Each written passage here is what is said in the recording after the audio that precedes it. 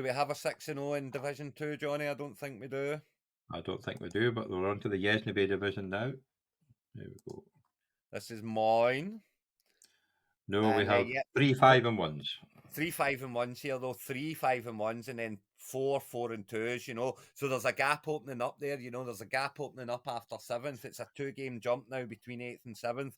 And do you know the only thing that I've got going for me in this one is What's that there's that? 4 teams, 1 and 5 or 0 and 6, So that ninth spot, I'm aiming for Division 3. That's my target. But I mean, Well, I have to say, I do feel sorry for Sam this week. He had the yes, third highest team, but he came up against the highest team. he did. So that's got to hurt. So And of course, that's, I ran into the second highest team, and it's Maggie. I mean, Jackson kind of done okay for me this week, but I had Montgomery, he went out. I had Debo Samuel, he went out.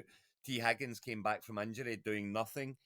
yeah, but So, he I did mean, that last year. He'd be better next week. Last year when he was injured, remember, he came back and did nothing the first week. so it's So, I am struggling somewhat. It has to be said. I'm losing players to injury left, right, and centre. got Um, Barkley back. yeah, I got Bartley back at least, but Elliott's looking a bit better as well. I'm starting to get to the stage where I might be throwing him in. And of course, Wandale's. Do you know why I've got Wandale Robinson? I brought him in off agency on Sunday just in case Bartley wasn't playing later on. So as I had someone to put in case Bartley didn't I suit know. up. He did okay. I think he got a few, 8 out of 8 for 62 yards. He is, but it's one of those ones where I don't like having Bartley and Wandale Robinson because I don't think I'll ever play them both, and I don't think I'll ever not play. In fact, I know I won't not play Bartley, so it's a kind of wasted spot for me having Wandale there. I'm not going to play him with Bartley in the team as well.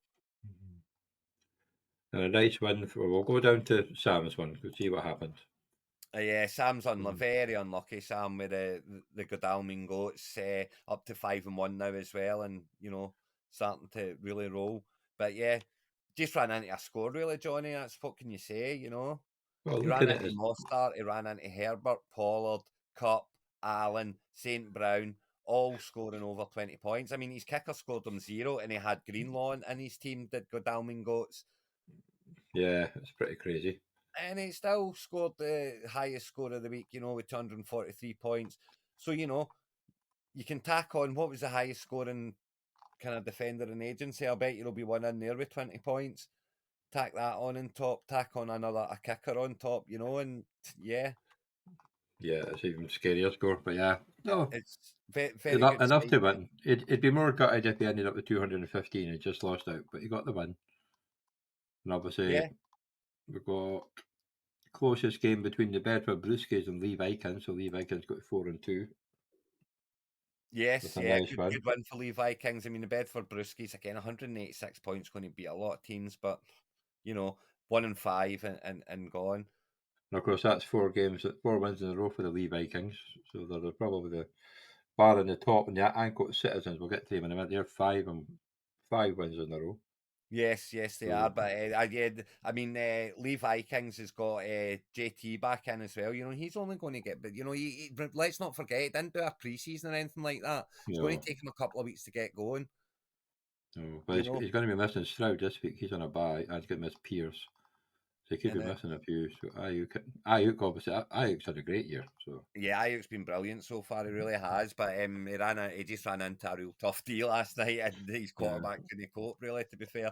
I he mean, still to scored be fair, 36 I points. will, I will So, give Purdy his due where it's due. He did take them down the field and put them in field goal range. But I mean, yes, the Browns gave him far too much time.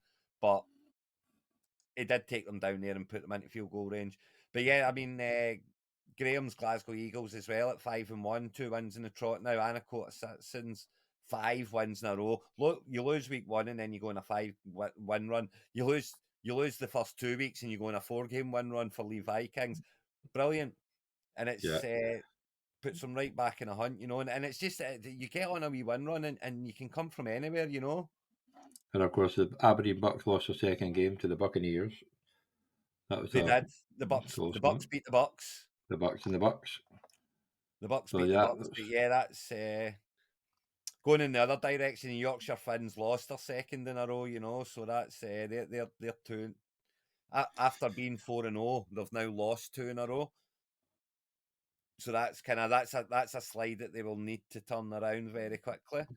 It's Yeah, a habit you don't want to get into. Is going backwards, you know. no, especially when you're getting near halfway. So Yeah, that's that. who's playing who next week then? Let's see. We've got 2 5-1s at the top of the board there. That'll be a nice one. Yeah, I've got Yorkshire Finn, so it's a good chance for Duke Moorland to get one over on me, you know, because as I say, I've got to replace Montgomery. I've got to replace Higgins is on his bye week. Both my defenders that I played this week are out are on bye week next week, Oh, and that's a bad one, Debo's that one, Craig. obviously gone. So my team's kind of picked itself, and it includes Wandale and it includes Kyrie Freeman. So Yeah, yeah, we've not also, good, and a good chance for Yorkshire Finns to snap that losing streak and get back into 3 and 4 and go in the right direction. The 2 5-1s, Glasgow Eagles and Annacote Citizens. That'll be a big one. yeah, that'll be a good one. Obviously, I think the Lee Bikers and the Aberdeen Bucks will be a good one. Yeah, massive. That's 2 4-2s.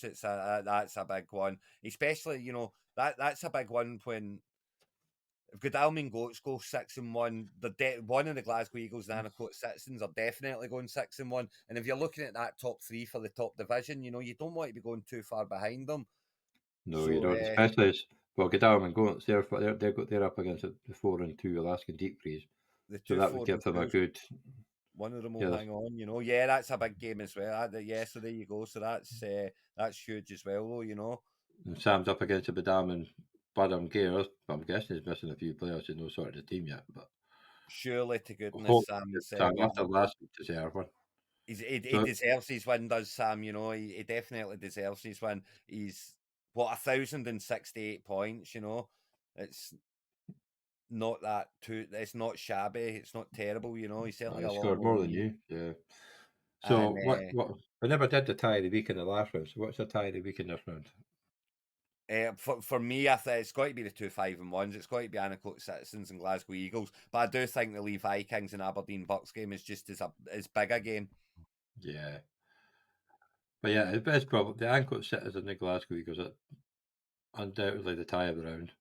But Absolutely. I do think Gadam and Goats against the Alaskan Freeze is also a good one. It's a big game. It's the thing is the 5-1s have got a kind of free dart at this week, but when you're playing against another 5-1, that's one that you just like to get that wee win over them and make sure you're moving forward.